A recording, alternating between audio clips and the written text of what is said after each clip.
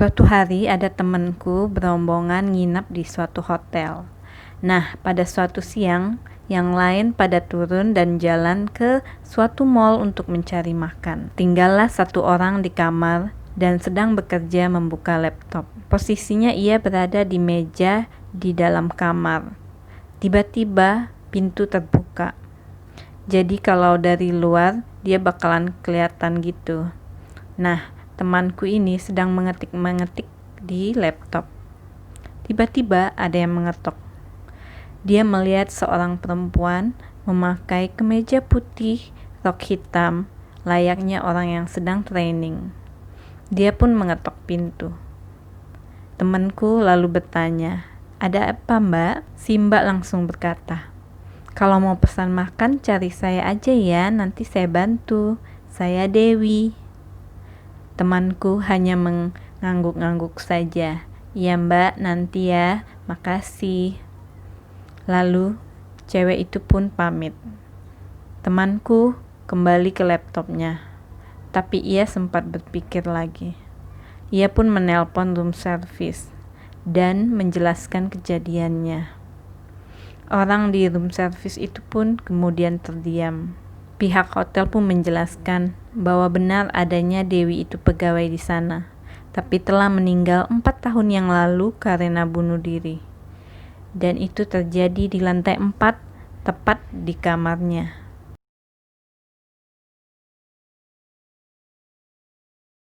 Kejadian ini terjadi di Makassar, di sebuah hotel yang tua dan sepi. Temanku mendapatkan kamar twin bed di lantai 6 dan menginap bersama salah seorang stafnya. Ketika pukul 2 dini hari, stafnya tiba-tiba berteriak dan kakinya berusaha menendang-nendang sambil ia memegang perut dengan terus berteriak, "Pergi kamu, jangan!" Lalu staf ini juga memanggil dan berteriak, "Pak, tolong Pak, ini wanita jahat melukai saya." Lalu temanku pun melompat dan memegang dirinya supaya tenang. Ia pun menyalakan lampu, lalu berkata pada stafnya bahwa ia sedang mimpi dan tidak sadar. Namun, staf itu berkata, ia melihat ada wanita yang ingin melukai dirinya. Temanku pun lalu meminta staf itu untuk berdoa sebelum melanjutkan tidur. Namun, lagi-lagi pukul 3:20 dini hari, staf itu meronta-ronta kembali.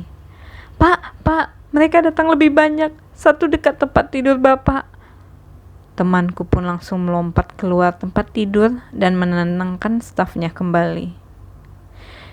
Ia pun kemudian melanjutkan tidur. Hingga pada pukul 6 pagi, ia melihat stafnya sudah bersiap sarapan dan membawa kopernya. Ia pun lalu mandi dan menyusulnya untuk breakfast. Saat makan, temanku berkata bahwa staf tersebut sudah kapok dan tidak mau lagi untuk menginap di sana. Staf tersebut membuka baju dan kaos dalamnya, dan di dalam bagian perutnya, ia melihat bilur-bilur bekas cakaran dengan kulit ari mengelupas merah kebiruan.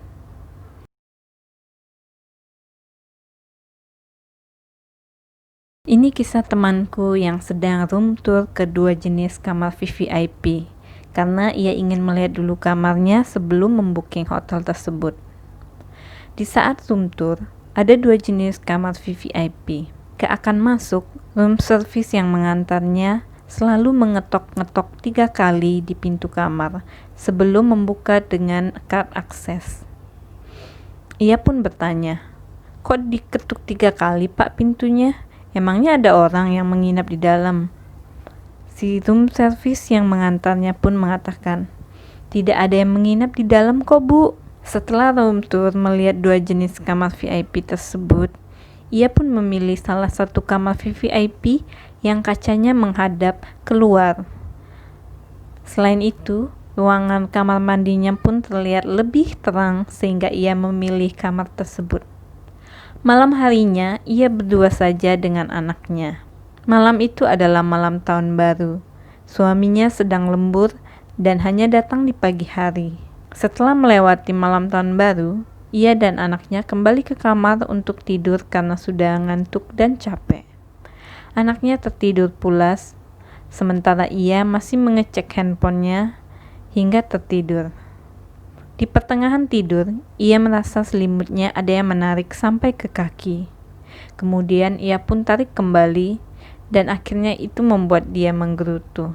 Ia sempat melihat ke samping dan hanya melihat anaknya yang sedang tertidur pulas. Hal itu terjadi berulang-ulang kali sehingga dia pun jengkel dan memarahi. Ia pun berteriak, "Orang sedang ngantuk berat diganggu-ganggu aja sih. Jangan jahil woi, dingin nih tahu gak?" Setelah itu, tarikan selimut itu tak pernah datang kembali dan ia pun bisa tidur hingga jam 5. Setelahnya ia mandi dan sholat. Ketika sedang di kamar mandi dan berendam di bathtub, ia mendengar langkah kaki seperti orang mengitari kamar. Ia berpikir mungkin anaknya telah terbangun. Ia pun memanggilnya, tapi tidak ada jawaban. Langkah kaki itu tetap terdengar hingga ia mengambil handuk dan keluar pintu. Ketika keluar dari kamar mandi, ia melihat anaknya masih tertidur pulas.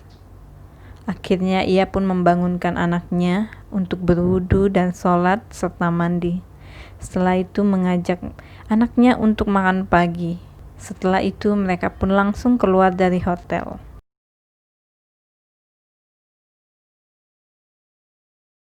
Kisah ini terjadi di restoran hotel. Suatu hari pada hari Minggu di bulan September, salah satu hostess restoran meninggal 2 hari setelah menikah. Dia meninggal sore hari yang katanya terjatuh dari kamar mandi.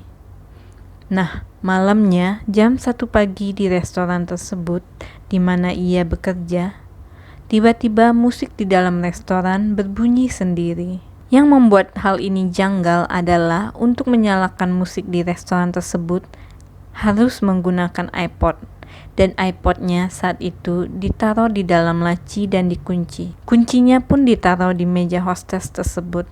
Menurut salah satu staf yang sedang in charge night shift, yang kebetulan juga sahabat almarhum, lagu yang disetel itu adalah lagu favorit almarhumah. Lalu staf tersebut mengatakan dalam hati, "Sis, nanti gue kirimin Al-Fatihah ya biar lo tenang." Tak lama, musik itu pun berhenti.